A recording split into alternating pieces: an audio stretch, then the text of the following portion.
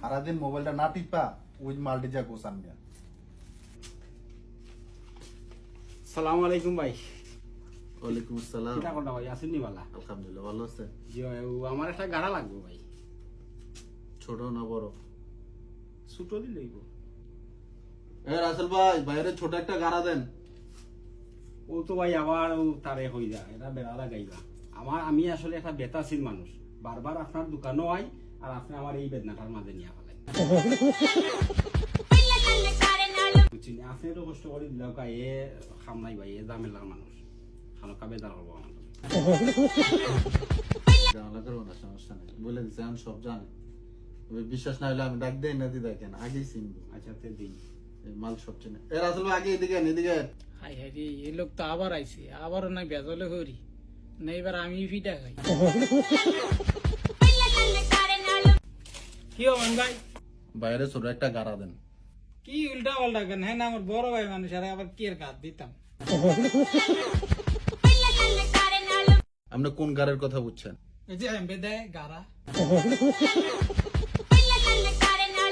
এমনে দেয় এই গাড়ের কথা নিয়ে কইছি আমি।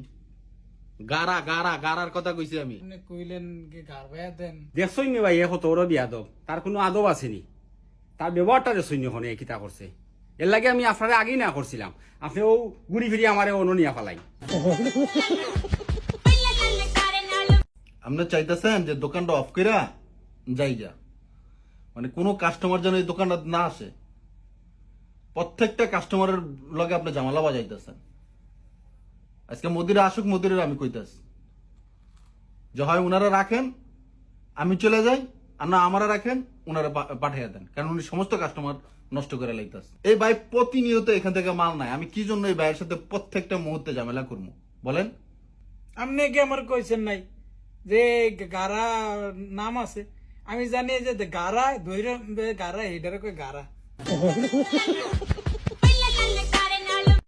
ওরে আল্লাহ, আমি আর পারতাছি না আল্লাহ। না ভাই, আমার মাল লাগতো নাই, আমি অন্য দোকান থেকে নিউ নে, টেকা তাহলে দোকানের অভাব নাই। বুঝছি না, আপনার ইয়া ডেইলি বেদনা রইতে আমি ফাটতাম না। কি কাস্টমার রে জান আপনি?